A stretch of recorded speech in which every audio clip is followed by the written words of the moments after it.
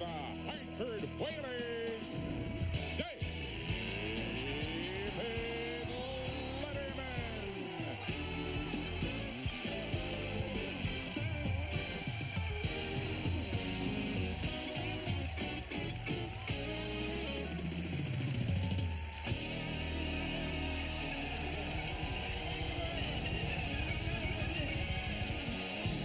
Thank you so much. Paul, anybody?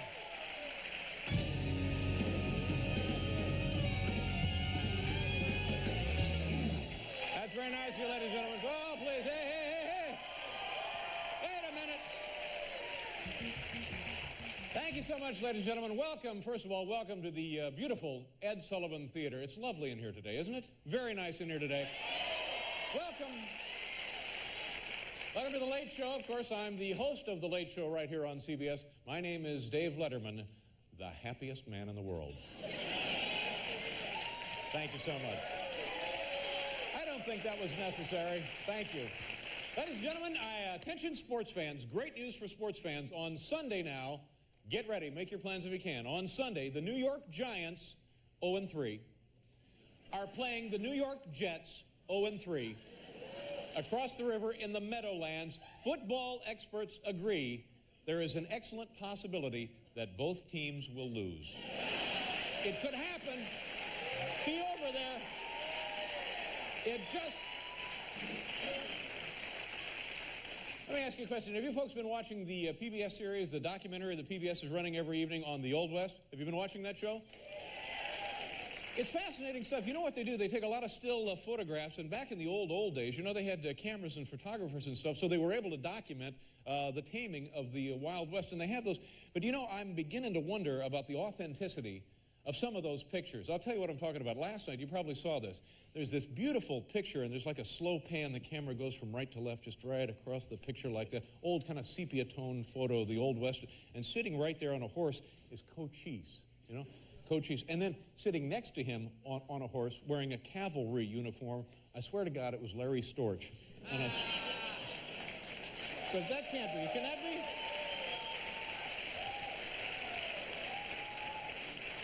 Let me ask you a question. You know, when I was doing that technique there, did that help you enjoy the joke? Or did you actually just find that annoying? Because I can see where that would go either way. I'm learning a lot about the Old West stuff I didn't know before. For example, I did not realize that Daniel Boone and Davy Crockett time-shared a coonskin cap. I had no idea. I had absolutely no idea. Yeah. Well, ladies and gentlemen, Bob Dole has a brand new presidential campaign slogan. It's, I've fallen and I can get up. Brand new slogan, I've fallen and I can get up. Sure. That's right. Y'all know about this yesterday in California at a campaign stop. Bob Dole tumbled off a stage. He was not hurt. Fortunately, because Jack Kemp's hair broke the fall. Not hurt at all. He was just fine. Yeah. It's interesting, though, every time a Republican lands on his ass, takes a fall and lands on his ass, Gerald Ford gets a royalty. I had no idea. Something interesting. Did you know that? I didn't know that either.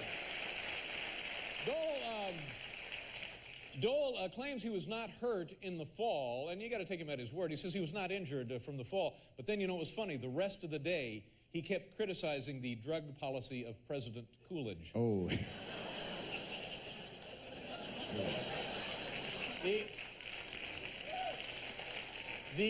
Like I said, the accident occurred during a campaign stop in California. There was a railing loose on a platform. But, you know, this, by the way, experts say this is the worst fall Bob Dole has taken off a stage since he rode a shotgun for Wells Fargo.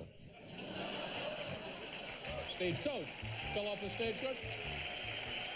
Okay, shotgun. Same kind of deal. Ladies and gentlemen, are you in a good mood? We have a lovely program tonight. Oh, I'm so... Goldie Hawn is on the program. The lovely Goldie Hawn is here. That's right, from the First Wives Club. Some wonderful stars in that motion picture. Bette Midler, of course, is in the film with Goldie Hawn, and Diane Keaton. Goldie Hawn, you know, I'm very, very happy she's here. The other two wouldn't come. They're frightened. They're scared of me. As we say back in Indiana, they're scared. But anyway, Goldie is here, and she's here because she likes me, and I like her. So I'm really, really looking forward to having her out here on the program. When she joins us, I'm going to give her a nice long hug. Maybe a little longer than you should. It's the kind of thing you can get away with when you have your own TV show. Also on the program tonight, ladies and gentlemen, a fine writer, a very funny man, Joe Queenan will be joining us, and stand-up comedian Louie C.K. Now, here's a good friend, Paul Schaefer, right over there.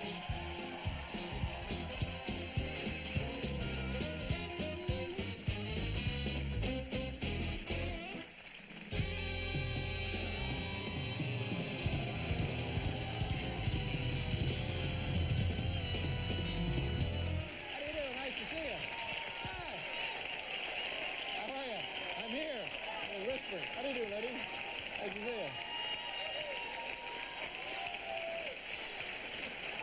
How do you do? You have lovely hair.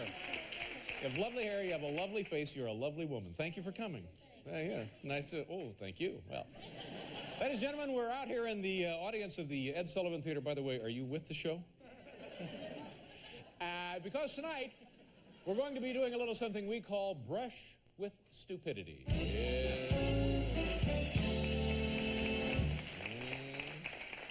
Lovely men and women from our studio audience jump to their feet and they tell us stories they've had where they have brushed up against stupidity. And the first participant tonight, Jarvis Lambert. Is there a Jarvis Lambert with us tonight? Mr. Jarvis Lambert, stand up, please. Oh, hi, Jarvis. How are you? You jumped right to your feet when you heard your name, didn't you? Yes. We could have been here all day. Jarvis, where are you from, sir? St. Louis, Missouri. St. Louis, Missouri, a wonderful town. It's the Gateway City. Is that what it is? Gateway City. Gateway City. What do you do there, Jarvis? It's pretty much just a gateway to the west, just a passing through place. That's right. I'll try it again. What do you do there, Jarvis? Oh, Lord. I'm actually living in New York City right now. Brush with stupidity right here. And Jarvis, I'm sorry. Come on, really. Hey, wait a minute. I'm talking to everybody in the audience tonight, all right? Jarvis is the first. Give him a break. So you live here in New York City, and what do you do for a living? I'm a medical resident. Oh, good. New York Hospital. And that means that in a couple of years you'll be a doctor? That's correct. What area are you practicing? Will you be practicing? Internal medicine. Internal medicine, and that means essentially what? Essentially taking care of adult patients with general medical problems. That's right. Anybody with searing abdominal cramps, right to you, am I right? That's correct. That's your specialty. That's like 90% of your practice, isn't it? Searing abdominal cramps? That's right. Exactly. How about a nice hand, ladies and gentlemen, for this man? Searing abdominal cramps. Lovely woman. You're a lovely woman. You have lovely hair. Very nice. Very nice.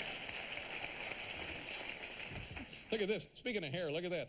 Yes, ladies and gentlemen, there it is. It's the Bay of Fundy. We're right up in there. That's where Columbus first came. The Spice Islands, right in there. One day they're going to dig through there. If we get the tax dollars, we're going to put the canal right through there. All right, now. What? Oh, come on. We got things to do here. Stop it. All right, Jarvis, now you're going to tell us about your brush with stupidity, although strictly speaking, you talking to me probably would count, don't you think? Tell us about your brush with stupidity, sir. Well, Dave, my twin brother and I were actually down in our basement one day, looking down in the... What were you guys doing? Well, we were down looking... in the basement? We were down looking in the deep freeze for some popsicles or some other treats. How old were you? How old a kid were you? Just a couple years back. Well, after a hard day of doctoring, he wants a popsicle. Well, we noticed some ice on the top shelf of that freezer, right? And my brother decided to lick that ice. Well, after about an hour of pain and losing several layers of his tongue and pouring hot water on it, we got his tongue off there. His tongue was stuck to the freezer? His tongue was stuck there for an hour. Oh, my God. That's a horrible, horrible story. But I understand, actually, there's more to this tale. Is that true, Jarvis? That is true, Dave. Okay. Unfortunately, my brother didn't learn a thing from the experience. A week later, he came to this show here at the Ed Sullivan Theater and spent the whole hour with his tongue frozen to a doorknob. Oh, my God. Jarvis Lambert. Thank you, Jarvis. Yeah, come on down here. We have a little... What are those? Hair pillow insoles or something. I don't know. Good luck. Thank you, Jarvis. Good luck in medical school, and take care. Get plenty of liability insurance. All right. Is there a Jennifer Falconer with us? A Jennifer Falconer. Oh, hi. You people are very quiet tonight. Normally folks jump up like they've won a Buick. Jennifer, where are you from? I'm from Stonetown, Rhode Island originally, but I'm living in New York. Rhode Island is an interesting state. It's a nickname's a Little Rhodey, and also the Ocean State. And a very corrupt state, I'm told. And that's true. No, just a joke. You can't say that. I get sued. No, things are fine in Rhode Island. Although you were quick to back me up. And you lived there. Jennifer, what do you do here in New York City? I'm actually a student at Rutgers University. Student at Rutgers University. What are you studying there? I'm getting my PhD in clinical psychology. Wow. Can you come up to the office later? And are you going to practice? Going to have a private practice and people come and chat with you about their problems and stuff? No, I'm more interested in research. Oh, research, good, because that other thing I think gets boring pretty quickly. Yeah, I agree. All right, Jennifer, tell us about your brush with stupidity. Okay. It started off, I was in high school, a bunch of us were in a car, and a friend of mine was driving. He was going pretty quickly backwards. And the friend in the front seat... Just driving around backwards. Oh. That's what you do in high school, isn't it? Yeah. Exactly. It was a half-day Wednesday. You know. Why not? So let's wear out reverse. So his friend in the front seat leaned over and said, "Ty, you're going 50 miles an hour." So he turned around to look at the speedometer to see if, in fact, he was, and he ended up crashing to a ditch. And we were all fine. But that's good. About 3 or 4 months later, I was driving backwards, going... It was your turn. It was my turn. And I couldn't help myself. I had to turn around and look at the speedometer, and I ended up crashing into a rock wall. Same thing. That's pretty damn dumb. Pretty damn dumb. But, Jennifer, I'm told there's more to this story as well. As a matter of fact, there is, Dave. 6 months after that, I was driving backwards at 60 miles an hour on the Merritt Parkway in Connecticut. Yes. I was shocked when David Letterman passed me driving backwards at 120 miles an hour. No, there's not a word of truth there. Beth, come on down here and see what...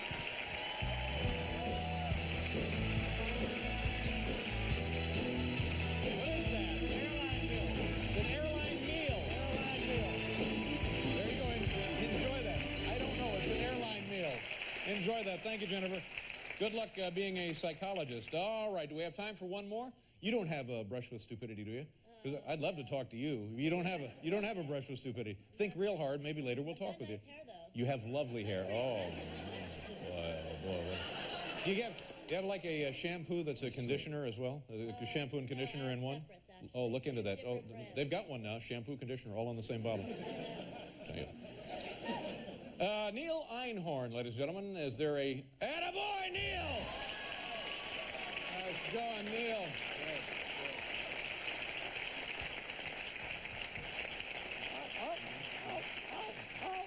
Hey, when you get your show, you can hold the microphone. You know what I'm saying, Neil? You got it. Yeah. Where are you from, sir? From Long Island. What part of Long Island? Belmore. I don't know anything about it. Nice town, nice community? It's a town next door to Amy Fisher's. Oh, lucky man. And is that what it says right there on the city limits sign? Yes. And what do you do, sir? You live in there, Belmore? Actually, I live in Manhattan. Live in Manhattan, and what do you do? I'm sort of an aspiring screenwriter. Oh, really? So you would like to write motion pictures? Yes, well, I you know, Goldie Hawn is on the program tonight, and you just don't get bigger stars than Goldie Hawn. And I happen to know that big stars like Goldie Hawn enjoy people giving them their ideas for movies. Can I get some time with her? Why don't you tell me an idea you have for a movie, and I'll pass it on to her. It's actually a porno. I'm not sure. Oh, God. That's Long Island, you know, that's what you get. Town next door to Amy Fisher's. It's my fault. I should have known better. What are we talking about here? Something in the water. You all right? We'll be done in about an hour. Nod it off. Good Lord. And Belmore is a very corrupt town, isn't it? Extremely. Even more so than Rhode Island. Oh, all right. Tell us, Neil, now, your brush with stupidity. Well, I woke up one morning and I needed cash quick. What? Is for breakfast? What you needed cash? Enough said. I needed cash quick. So I rolled out of bed and, I threw on ripped clothes. I was hungover. I hadn't showered in days. And what a hip guy. Hey, girls, am I right, ladies? I was in bad shape. I looked terrible. So I go to the nearest cash machine and I open the door for the lady who's coming out. That's a surprise. And as she's coming out, she looks at me and she goes, "Not giving money." And I said, "Not asking for money, bitch." Jeez, are you sure you don't have a story about how... Have we jobbed this out? Yes, sir, and the story continues. And so I wound up walking in, and it says out of order on the machine. She was right. actually trying to be nice and Yes. alerting me to the fact that they were out of order. But because you were hungover, I was not thinking straight, I wasn't myself. fuzzy and smelling badly, you took it out on this poor, nice, innocent woman. Exactly. That'd make you feel like a punk. I felt like pretty a punk. bad. Exactly. I felt pretty stupid. Okay. Yeah. And is there more to that story? Well, you know, Dave, there is. All right. As a matter of fact, when I went to use the machine, I put my card in, and the screen said, "Out of service, you moron." There you go. What does he got, Biff? Oh, he's got a headset just like Biff's. Congratulations, Neil, I guess. The headset like yours, not yours. All right. Thank you very much. I enjoyed talking with you. We'll be right back, ladies and gentlemen.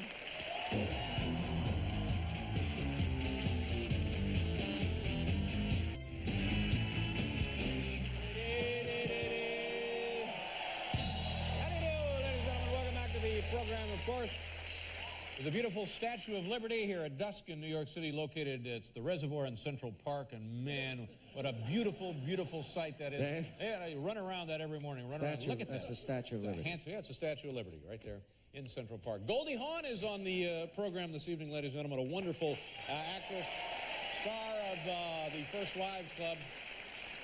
She and Bette Midler and Diane Keaton all are first wives, and they get together, and that's how the movie begins. And Joe Queenan, a fine author, and comedian Louie C.K. will be joining us now.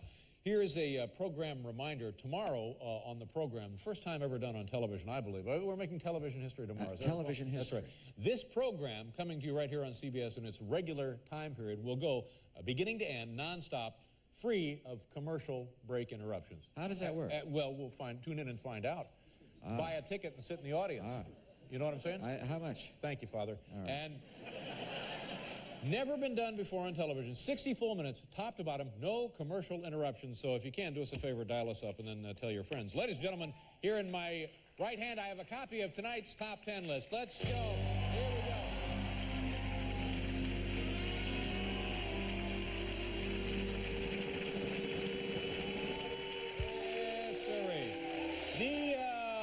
The category from the Home Office in Wahoo, Nebraska. Top 10 signs you've been in outer space too long. You know what we're talking about. Shannon Lucid was up there with the Russians on their space station, the Mir, and been orbiting in outer space for like 6.5 years. Because of weather, because of technical problems, we could not get up there and retrieve her until just, I guess, earlier today or late yesterday. So as a result, she now holds the record for longest time spent in space by a woman, and, you know, double it because she's up there with Russians. Top 10 signs now you've been in outer space too long. Here we go. Number 10, your entire body is a fluorescent shade of tang orange. Number 9, you can't wait to get home and see what's happening on the CBS TV show Central Park West. Number 8, the last time you changed your spacesuit, Bob Dole was in high school. Number 7, you find yourself staring directly into the sun for hours. Number 6, you just informed NASA of your plans to do a Mach 4 Macarena. Number 5, you and your fellow astronauts just spent the last 3 months doing each other's nails. Number 4, you've been sitting around so long your ass is the size of Jupiter. Number 3, you just lost your 5 millionth game of tic-tac-toe. Number 2, you're getting tired of tinkering with the Hubble telescope, if you know what I mean.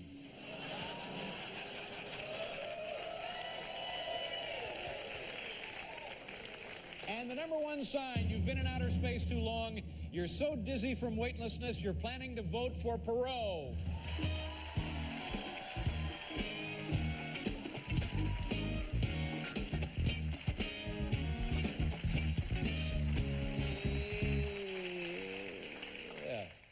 Our first guest, ladies and gentlemen, is an Academy Award-winning actress with a long list of memorable performances to her credit. Her brand new film, The First Wives Club, is already getting rave reviews, and it opens tomorrow. Do me a favor, please welcome the lovely and peppy Goldie Hawn.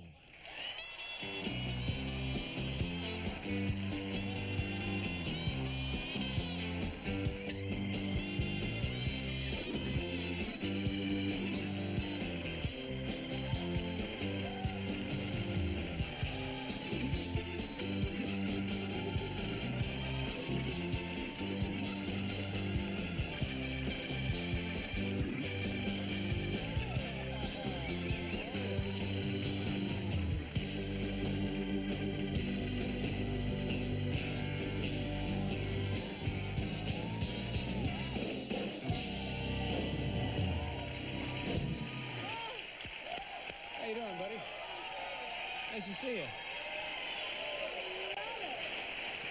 Wow. You look like a kid. You look like a damn kid. You look like you're 14 damn years old. I tell you, I have these glasses on because I don't look 14 when I take them off. You look damn good. You look great. I'm telling you something. Now, you know, I'm seeing in this movie, Yeah. it looks like they've got your lips all swollen up or something. Yeah, I put saline in them, you know, Now, for this why- joke. really? Because, Is it safe? You know, anything for a laugh. It's safe. But the How do they scary do thing that? is you think it's not going to go down. No, It does take 2 hours and it just disappears. And what do they do? What's the They procedure? inject it, you know. Now, who is they? The doctor. Just like a grip? Just yeah, The lip grip. He entered my trailer with a big syringe and a few grips carrying the. And it puffs up your Yeah, mouth? it does. They put the needle in, you know, like this and like there, and then he just shoots it in. It was so painful. Yeah. I couldn't believe it. I guess if I'd have known what I was getting in for, I probably would have said, nah, get me a prosthetic. Now, how do they have prosthetic lips? That would have been a good touch. Well, it's been done. Yeah, really? Really? Phony lips in film? Oh, sure, you know. Well, look what they did in the movie I did with Bob Zemeckis. That was a whole prosthetic bodysuit. Yeah. If they can make me look bad, they can do that to my lips, I'll tell you that much. Now, Goldie, how do they get this stuff out of your... How do they get this stuff out of your lips? Well, that's the body, you know, the body works, right? And it just goes through your body. So it you know, basically, you know, it's like anything else. Body rejects it. Yeah. Yeah. But it's safe. It's safe, oh, Okay, sure. all right, No, good. my lips are back, you know. And Now that's what you need for the movie. That's the slogan for the movie. My lips are back. Goldie Hawn's lips are back, ladies and gentlemen. God. Anyway, it's great to see you again. And You know what? I this tried movie's to going to be... come on this show when I was working here. Yeah. When I was The living in film New was York. shot in New York, wasn't it? Yeah, and I did Woody's picture, and I was here for that, and I tried to come, and I never was able to come on the show. And I was going to call you and say, you know, I was really trying to get here. We want you to Couldn't come do on the it. show. Because I know Bette Midler doesn't want to be on the show. She's Oh, scared. she's scared. Your friend Diane Keaton, she's Yeah. scared. You, my dear, thank God you have the no. courage and the integrity to show up. God bless you.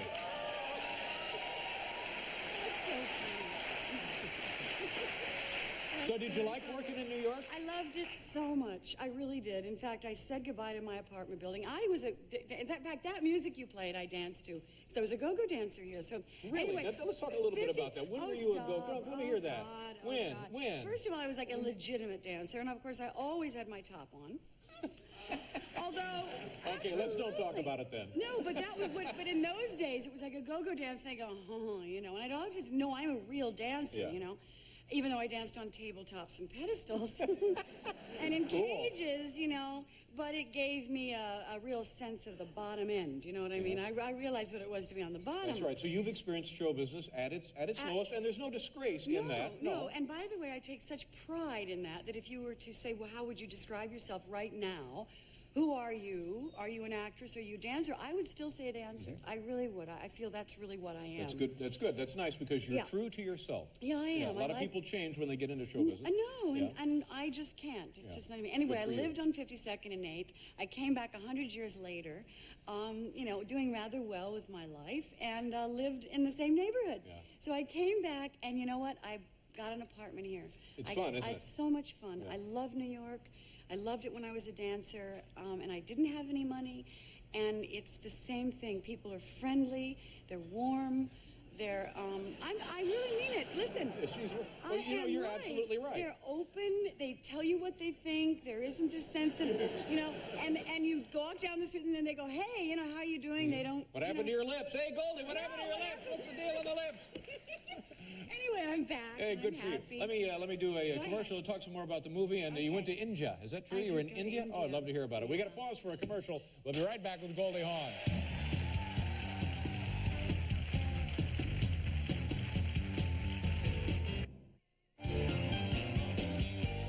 Sorry, Goldie Hawn is here. First Wives Club. Man, I like that. How about that, Paul? I could hang with the band. Now you're talking band. Yes, sir. Man, like, dude. Joe Queenan will be here, and Louie C.K. Let's talk a little bit about your trip to India. I love India. I've been there 12 times. Really? I just went in No 1980. kidding.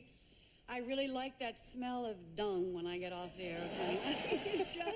It makes me Or when you feel get off the sexy. subway here in New York City, but that's a whole different deal.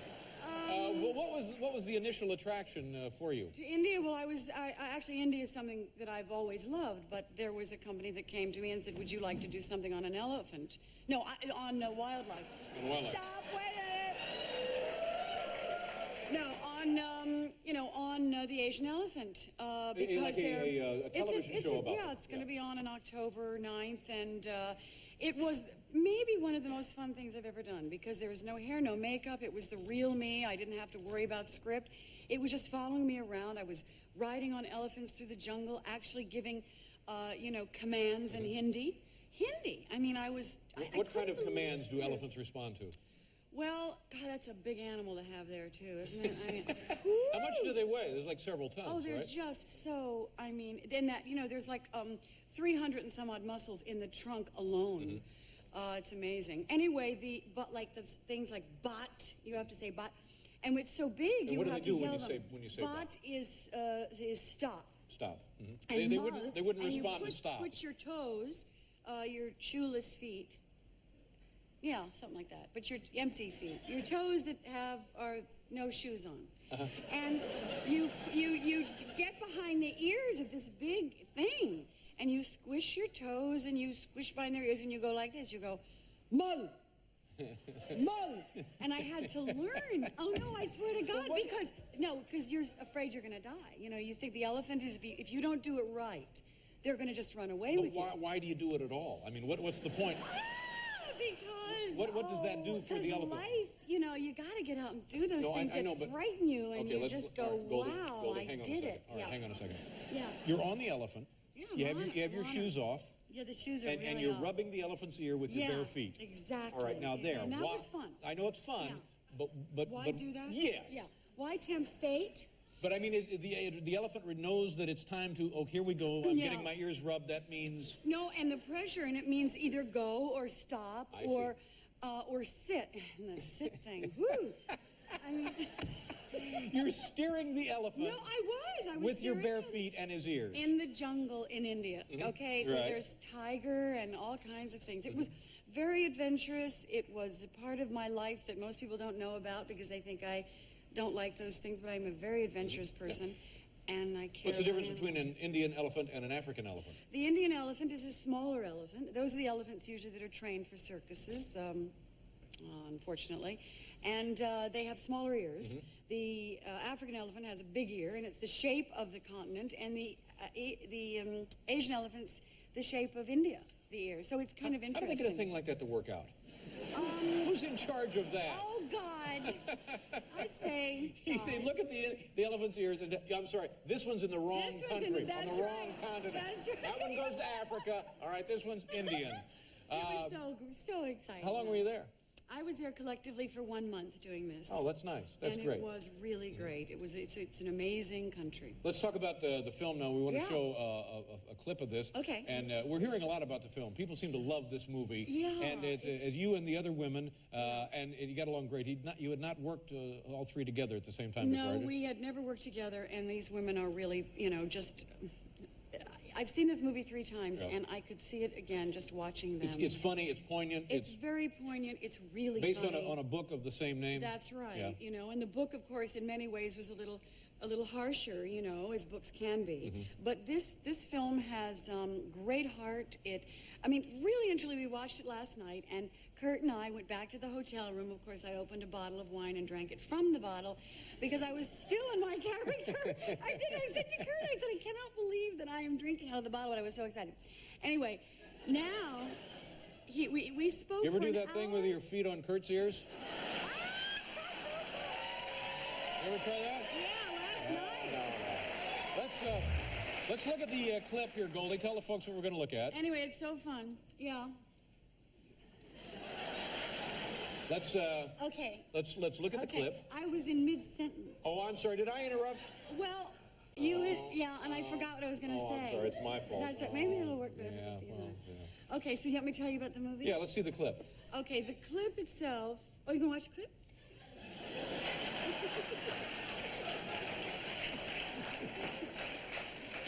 Okay. What is wrong with you?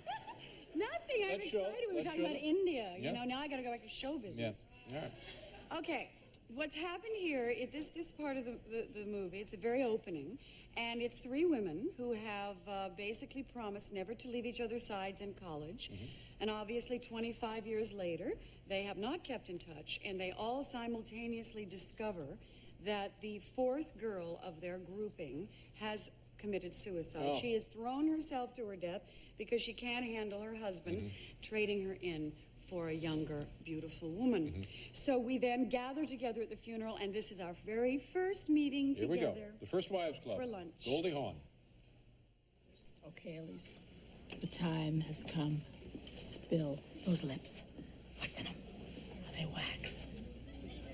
Excuse me? What else did you have done? Come on, Elise, you can tell me. The cheekbones, the jawline. Do you just have a little bit or the full enchilada? I work out every day. I watch my diet. I have not had plastic surgery. Well, good for you. You look terrific. Oh, come on. At least you're lying through your caps. Oh. All right, I have been freshened up a little bit. Oh, God. Does it hurt? No. What do they do with the stuff they take off? Do you get to keep it? Hello. But how about those lips? Stay right there if you can. Right there. We'll be right back with Goldie Hawn, ladies and gentlemen.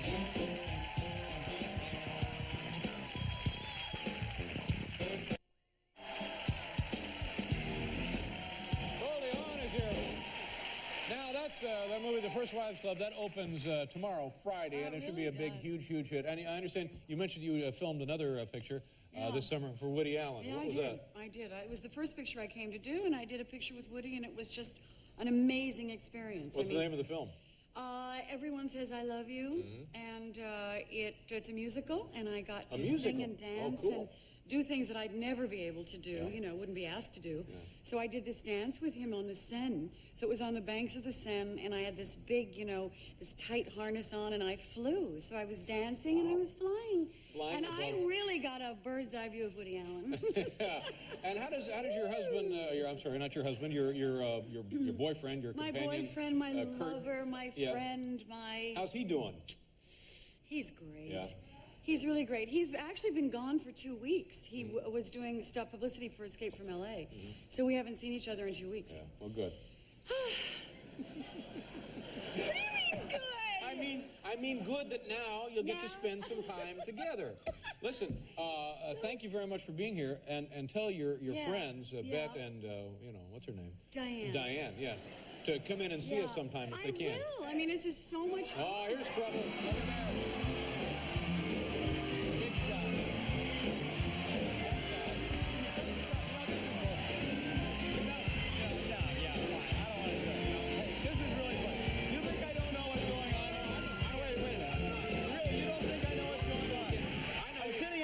She's supposed to be on for one episode. We're supposed to go to supper. You think I don't know what's going on here? Everything's fine. You know, you're touchy-feely. You can't get your hands on her. You got her in front of a national audience, so you don't think I can come out here and you give her a big hug. You give her a big hug. Let me show you what I can do. Can you do that? God, no.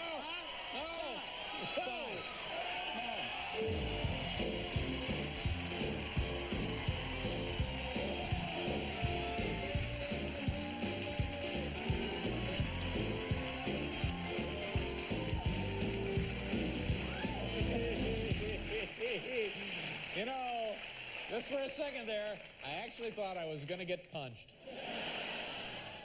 Kurt Russell and Goldie Hawn, we couldn't be happier to have them with us. We'll be right back, ladies and gentlemen. She is. Oh, man. It's unbelievable. We're gonna... Yeah, nice. This is a big catch. Yeah. All right, we're gone. I got to get it in park, drive, and we're gone.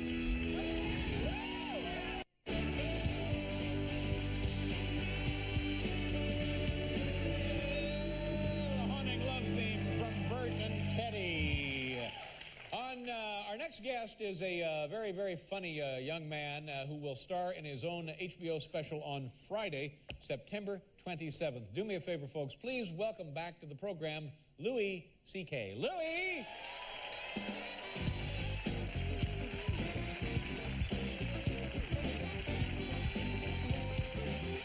Thank you. Thanks. How you doing? Good. Nice to be here. Well, summer's pretty much over. The warm weather's gone, and I don't really care personally, you know, because I have red hair. So I don't really tan, I just kind of burst into flames. I'd like to do something for you right now, okay? These are pickup lines. Every guy has sort of a repertoire of pickup lines, and I'd like to show you my favorites, okay? So I'm in a bar, and there's a woman like right around here, okay? These are pickup lines. Come on! Come on! Okay, here's another one. Hey, I am not so stinky. Let me have a try. Okay. Hey, lady! Right here! Come on, what's the holdup? You gotta be pretty drunk to make those work. Here's something else. I've been thinking, you know, I don't think that the weeks are long enough. I think 7 days is a lousy amount of days. I think we should have 10 days in the week. I think that we should just add 3 days after Sunday. Now, in order to do this, we need to name those 3 new days. So I came up with what should be the 3 new weekday names, okay? So right after Sunday, the first new day would be called Sunday. And after that would come Wednesday. And then the last day of the week would be called, oh yeah, come on, ooh, ow, yeah, come on, give it to me, day. So, you know, write your congressman and make that happen. All right, here's something that's good for people that have a lot of time on their hands. If you have nothing to do, this is really fun. Go out and start a conversation with a total stranger. Just walk up to somebody and start a but the fun way to do it is instead of starting at the beginning of the conversation, just start in the middle. Just try it. Just walk up to a total stranger like at a supermarket and just go, yeah, well, how do you think I feel? I ran into somebody today, and this is really embarrassing. You know when you, it's bad enough when you run into somebody you know and you can't remember their name. They're coming at you and just going, I had no idea. What is your name? But you can work around it because you just, like, you show off about stuff you do remember. Hey, you work at the library. How you doing there? You know, and you know Lisa, you know. But the worst thing is when you don't only forget their name, you can't remember where you even know them from. You just don't even have anywhere to go. I think the smart thing to do, instead of being vague or guessing, just be totally off. Just be as off. Just go up to them and go, hey, flippity flam, how you doing there? Hey, how are things at the brand plants there? Hey, say hi to for me. Because that way they think you're crazy instead of thinking you're stupid, which is better. Because sometimes, you know, life is out of your control and you can't do anything about it. And I think when that happens, you should just go with it. You know, just go with the flow. Like, for example, I was borrowing a friend's car once, and the horn was broken. And the way it was broken was that it would just honk, like, whenever. It would just go off. I'm driving around, beep, beep, and I'm honking at people. And everybody hated me, and there's nothing I could do. So finally I decided, since I can't change it, I might as well try to enjoy it. You know, so like I'm sitting at a red light behind some guy, nothing's going on. And out of nowhere, beep, beep, beep, beep. The guy looks at me, I'm like, what are you doing? You're sitting at the light. That's a red light. Just driving on the street, beep, beep. Hey, lady walking, you suck. Yeah, there you go. There's one. The horn is the most important part of the car. I want you to remember that. The horn is very important, and I hate when car manufacturers move it. Instead of putting it here, they stick it like on the directional, because it takes the whole thing out of you. You really want to beat on it, you know? Hey, you know, you feel better. It's not the same when you're going to go, hey, beep, beep. And besides, wait a minute. Besides, what if something happens to you, like you're sitting in a car like that, the horn's over here, you get shot in the back of the head, right? Now you're dead, and you don't even get to go, thank you very much, everybody.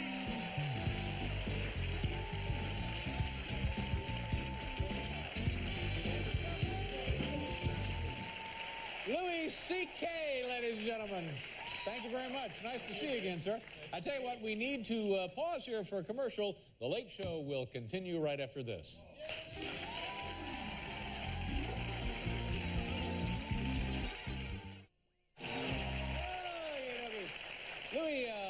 ask you a couple of questions about you as a person. What do you do for fun, a guy like you, here in the city? You live in the city? Yeah, I do. Yeah? I do. I don't do a lot. I used to drink a lot, but that's bad. That's fun. Yeah, it's bad for you. But it's fun when you're doing it. That's true. Exactly when you're doing it. Yeah. The rest of it. I also learned a lot from drinking, though. Like, one thing I learned from drinking is that if you ever go Christmas caroling, you should go with a group of people. Sure. Because when you go alone and drunk, it's not taken exactly People the don't same. appreciate it in the same sense that they might in a group. And you should also go around December. That's the time of year you really want to hit that. Because if you go out in July and you're naked with a bottle going, Jingle Bells! You know. They don't get that. People don't call that caroling. No, they don't want that. We got to do another commercial. We'll be back, kids.